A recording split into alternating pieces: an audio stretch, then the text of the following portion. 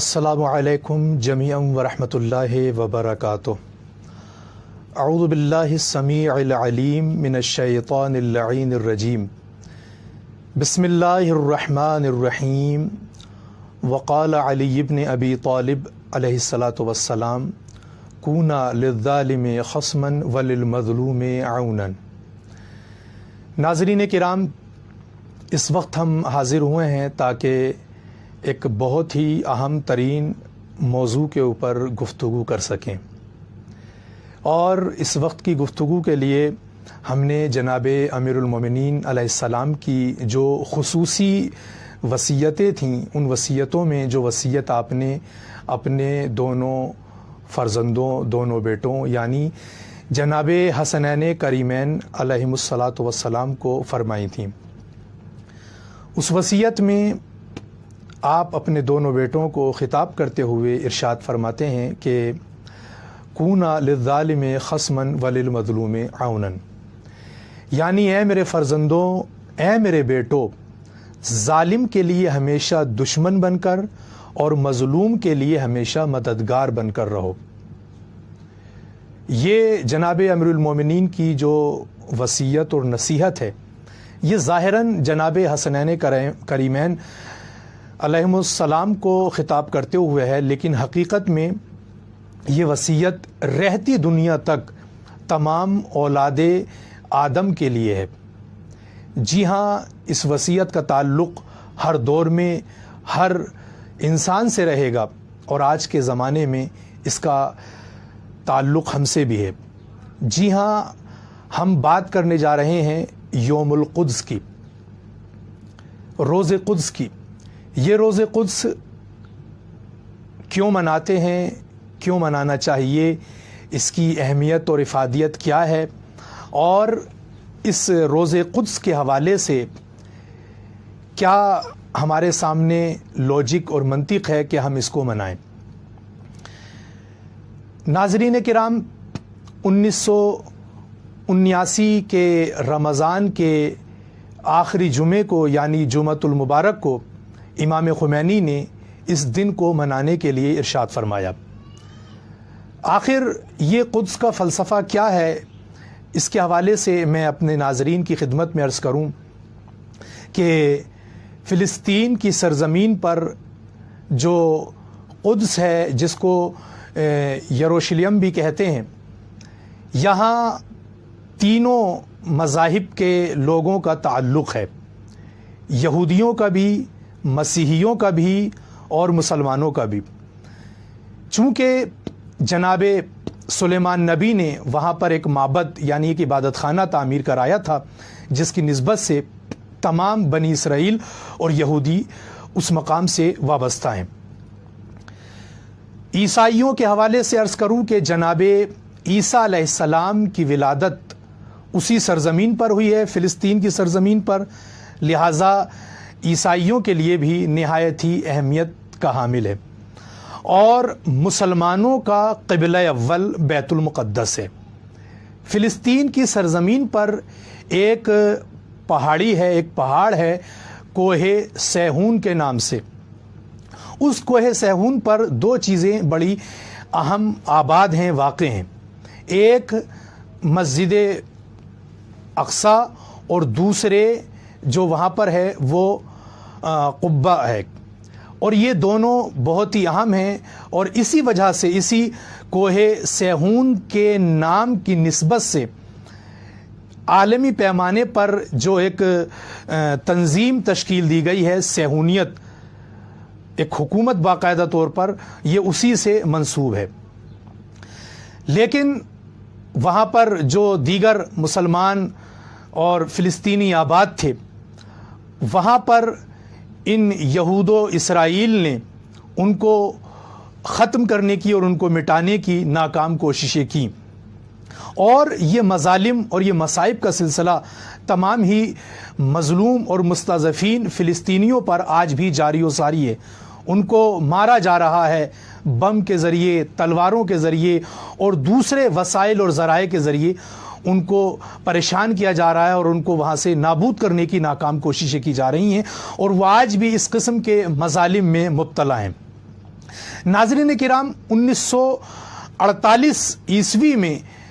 इन लोगों ने वहाँ पर कब्ज़ा जमाया था और अपना तसल्लुत किया था, जिसका सिलसिला आज तक है। लेकिन मुख्तलिफ़ जगहों से आवाज़ें उठ रही थीं और दिफा के हवाले से बयानात आ रहे थे, लेकिन बाकायदा तौर पर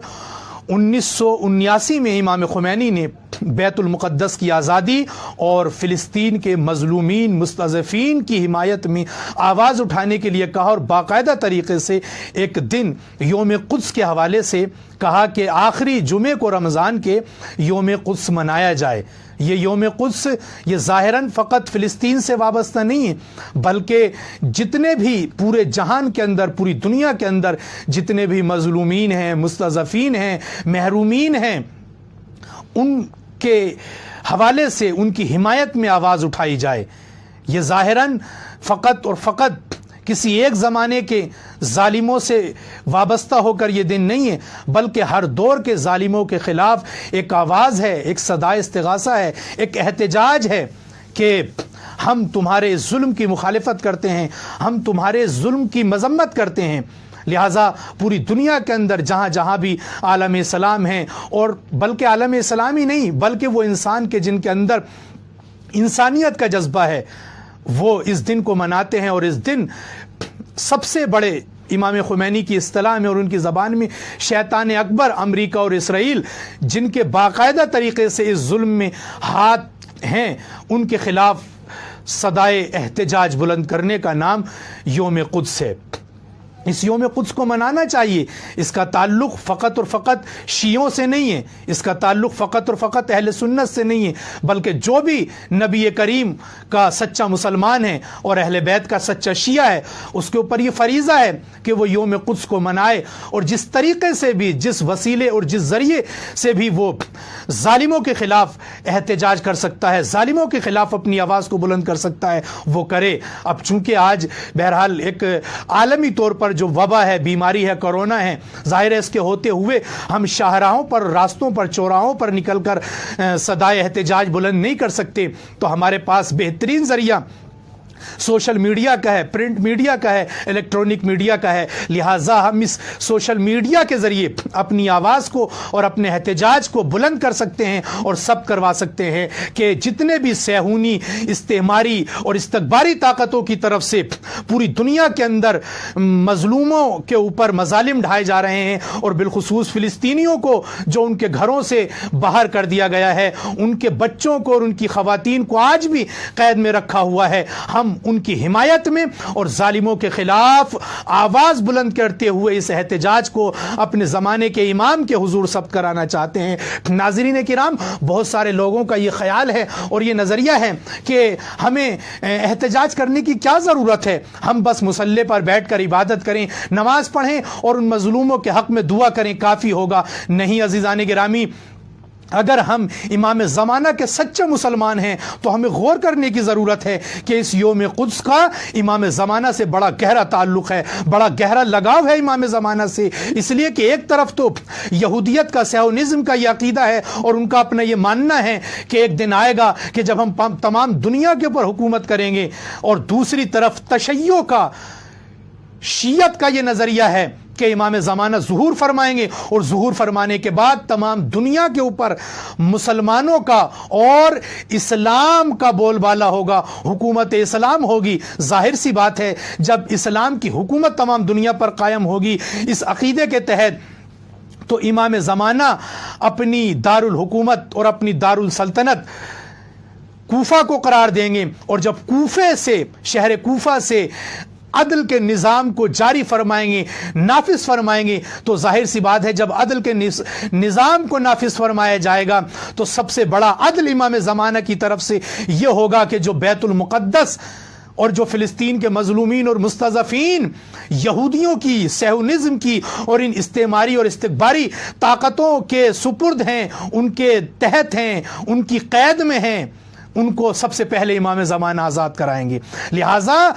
بیت المقدس کی آزادی امام زمانہ علیہ الصلاۃ والسلام کے ظہور کا سب سے پہلا اور سب سے بڑا پیش خیمہ ہے۔ لہٰذا ہمیں اپنے آپ کو آمادہ کرنے کی ضرورت ہے۔ امام خمینی اور دیگر مراجع کرام اس حوالے سے باقاعدہ طور پر تاکیدات فرماتے ہیں کہ وہ مسلمان جو خواب غفلت میں ہیں انہیں بیدار ہونے کی ضرورت ہے۔ ظاہر ہے مسلمان غفلت میں ہیں، جبھی تو بیت المقدس آج بھی مسیحیوں کی اور اسرائیلیوں کی قید میں ہیں۔ اگر مسلمان صحیح معنی میں جسے ایک آزادی کا اور جسے ایک بیداری کا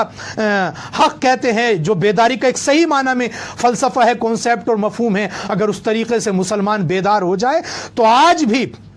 بیت المقدس کو آزاد کرایا جا سکتا ہے۔ جی ناظرین، آج آپ دیکھیں بہت بڑا لمحہ فکریہ ہے اور تمام عالم اسلام اور تمام عالم انسانیت کے لیے ایک بہت بڑا سوچنے کا مقام ہے کہ جو باطل طاقتیں بالخصوص آل سعود و یہود، سعودیت العربیہ، جو مسلمان ہو کر اتنی زیادہ دولت، سرمایہ اور ہر طرح کی طاقت ایران کی مخالفت میں، تشیع کی نابودی کی مخالفت میں نعوذ باللہ صرف اور خرچ کر رہا ہے، اگر اس دولت کا 5واں حصہ بھی اگر بیت المقدس کی آزادی کے لیے خرچ کر دیا جائے تو سید حسن نصر اللہ جو قائد مقاومت ہیں وہ فرماتے ہیں کہ بیت المقدس آزاد ہو جائے گا۔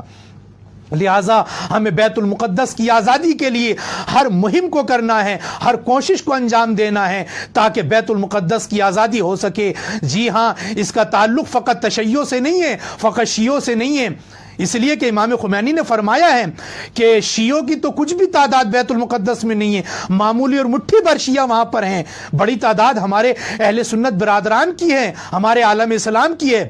لہٰذا کسی ایک مذہب سے، کسی ایک مسلک سے بیت المقدس کے مسئلے کو وابستہ نہیں کیا جا سکتا، منسلک نہیں کیا جا سکتا، بلکہ بیت المقدس کی آزادی کا تعلق تمام مسلمانوں سے ہے، اور نہ صرف مسلمانوں سے ہے بلکہ تمام عالم انسانیت سے ہے، تمام اولاد آدم سے ہے، جن کے دھڑکتے دلوں میں انسانیت کے لیے جذبہ پایا جاتا ہے، ان سب سے بیت المقدس کی آزادی کا تعلق ہے، وابستگی ہے۔ جی ہاں ناظرین کرام، آپ دیکھیں جو یہود و اسرائیل ہیں وہ وہاں پر بیت خدا کے بجائے، خانہ خدا کے بجائے جو کہ قبلہ اول تھا مسلمانوں کا، اس کے بجائے وہ وہاں پر اپنی ملکی دارالحکومت اور راجدھانی اور کیپٹل قرار دینا چاہتے ہیں، جو کہ سراسر ظلم ہے انسانوں کے اوپر بھی، مسلمانوں کے اوپر بھی، اور حقیقت میں خدا کے مقابلے میں ایک بہت بڑا ظلم ہے، ایک بہت بڑی استکباری اور استعماری حرکت ہے یہود و اسرائیل کی طرف سے، جو وہاں پر اپنے ملک کی دارالحکومت قرار دینا چاہتے ہیں۔ ہمیں باقاعدہ طریقے سے